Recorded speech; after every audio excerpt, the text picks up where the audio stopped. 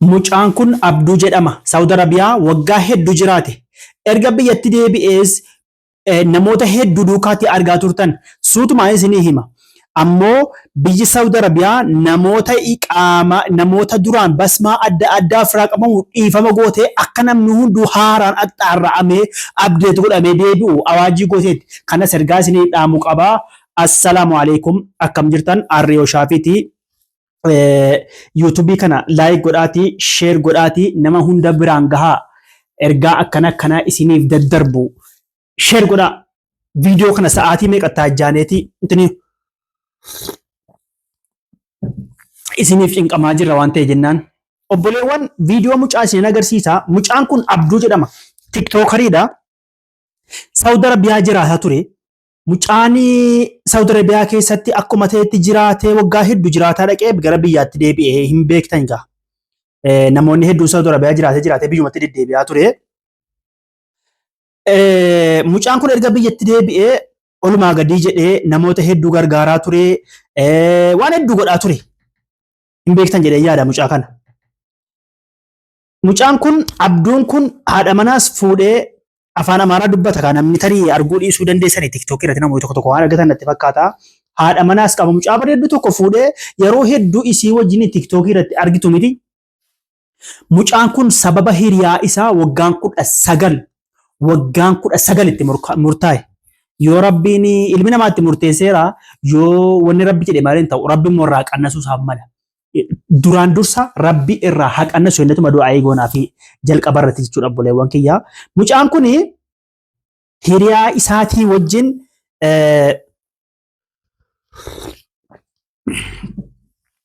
isaatii wajjin hiriyaa qaba. Yaani namni rabbiin hiriyaan taane namarraa haa eegu malee namni hunduu hiriyaa qaba.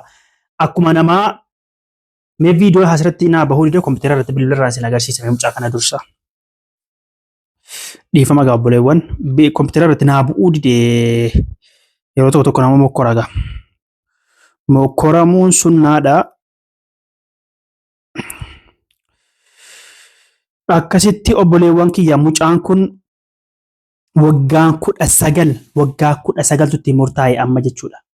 Li'annahu sababni isaa sababa hiriyaati. Mee amma viidiyoon isaa bu'utti isa kan Saawud Arabiyaatti dabarfadha. Viidiyoo isaa sunaa bu'uu didee kunoo gara lamaaniin mokkoraan jira.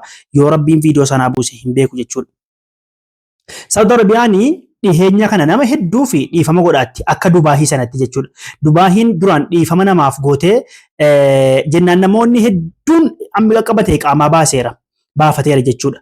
Kanaafuu Saawud Arabiyaanis dhiifama namaaf gootee addisii achi haaraa abdeet gochuuf haaraa addisii jechuudha achi.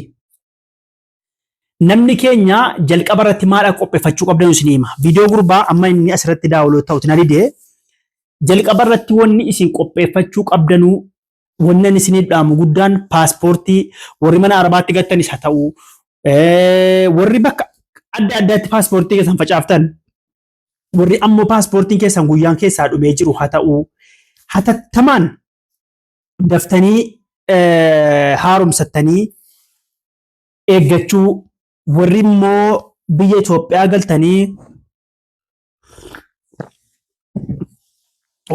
Itoophiyaa galtanii paaspoortii keessan haaromsachuu fi baafattanii deebi'uu barbaaddanis galtanii baafachuu anatu baasa immoo hedanitti dawwalinaati.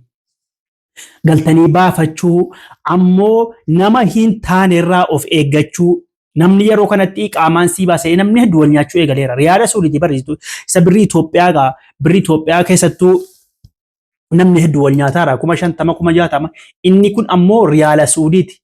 Riyaala Suudii jechuun hin beektani egaa birrii qaaliidha. Birriin tokko isaa birrii 40 akkuma beektanu. Kanaafuu isa kanarraa of eeggattanii obboleewwan kiyya jabaattanii of eeggattanii kafiila keessan qopheeffattanii dhiifama. Kafiila keessan qopheeffattanii gizeetti gaafa inni gadhiifame anis isiniif han gadhiisaa namoonni hedduun isiniif gadhiisa namoota hedduutu eegaa jira waan kanaa.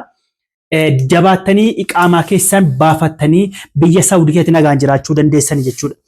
Obboleewwan akkasitti irraa of eeggadhaa haga uwwanaatti namni hedduun nyaatamee jira hanga ammaatti namni hedduun nyaatamee jira. Kanaafuu of eeggadhaa isiniin jedha. Mucaan kun Saudi Arabiyaa ture achii deebi'e. Saudi Arabiyaa ture achii deebi'ee biyya isaa dhufee biyya keessatti namoota hedduu gargaaraa ture. Yamaniidha, Paakistaaniidha, shisma Siiriyaadha. Bakka warra biyya keenyatti baqatanii jiran jara hedduu gargaaraa ture namoota beela.